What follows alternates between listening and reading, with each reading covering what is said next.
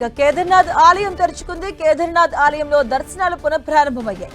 కేదార్నాథ్ ఆలయ ద్వారాలను సాంప్రదాయబద్ధంగా సీఎం పుష్కర్ సింగ్ ప్రభుత్వ అధికారుల సమక్షంలో తెరిచారు. దర్శనానికి భారీగా హాజరయ్యారు భక్తులు. భారీ భద్రత నడుమ కేదార్నాథ్ ఆలయాన్ని భక్తులు దర్శించుకుంటున్నారు.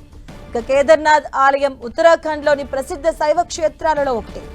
ఈ సీజన్లో భక్తుల కోసం తిరిగి తెరుచుకుంది. ఈ ఆలయం చార్ధామ్ యాత్రలో భాగంగా 12 జ్యోతిర్లింగాలలో ఒకటిగా చెబుతారు. హిమాలయాల్లో 3583 మీటర్ల ఎత్తులో మందాకిని నది ఒడ్డున ఉన్నటువంటి ఈ ఆలయం శీతాకాలంలో 6 నెలల పాటు మంచు కారణంగా మూసేస్తారు. ఇప్పుడు తిరిగి వేద మంత్రోచ్చరణల మధ్య ఉదయం 7 గంటలకు ఆలయ ద్వారాలు తెరిచాయి. ఆలయాన్ని 8 క్వింటాల పుష్పాలతో అలంకరించారు. లక్షలాది భక్తులు దర్శనం కోసం తరలి వస్తారని అంచనా.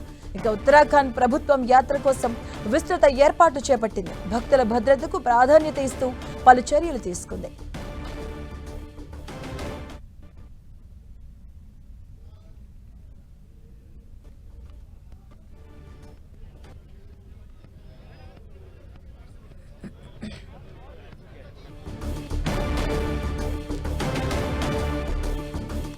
కేదార్నాథ్ ఆలయం తెరుచుకుంది. భారీగా భక్తులు హాజరయ్యారు. సీఎం సంప్రదాయబద్ధంగా ఈరోజు ఉదయం 7 గంటలకు ఆలయాన్ని తెరవడం చేసుకున్నారు. దానికి సంబంధించి మనం లైవ్ ద్వారా చూడొచ్చు.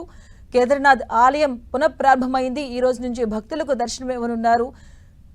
కేదార్నాథ్ ఆలయం చార్ధామ్ యాత్రలో ఒకటి, అలాగే 12 జ్యోతిర్లింగాల్లో ఒకటిగా చెప్తూ ఉంటారు. భారీగా భక్తులైతే హాజరయ్యారు. దానికి ప్రసిద్ధ శైవ క్షేత్రాల్లో ఒకటిగా చెప్తారు ఈ కేదార్నాథ్ ఆలయం. అలాగే ఈ సీజన్లో భక్తుల కోసం తిరిగి తెరుచుకుంది. ఈ ఆలయం చార్ధామ్ యాత్రలో భాగంగా ఒకటి, అలాగే 12 జ్యోతిర్లింగాలలో కూడా ఒకటిగా చెబుతూ ఉంటారు.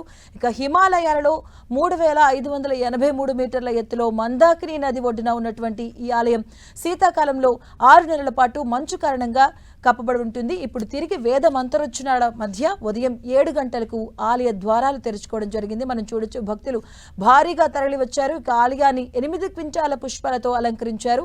లక్షలాదిగా భక్తులైతే దర్శనం కోసం తరలి వస్తూ ఉన్నారు. దీనికోసం ఉత్తరాఖండ్ ప్రభుత్వం కూడా విస్తృతంగా ఏర్పాట్లు చేపట్టింది. భక్తులకు భద్రతకు ఎలాంటి ఇబ్బందులు లేకుండా ప్రాధాన్యతనిస్తూ కూడా పలు చర్యలు తీసుకుంది ఉత్తరాఖండ్ ప్రభుత్వం.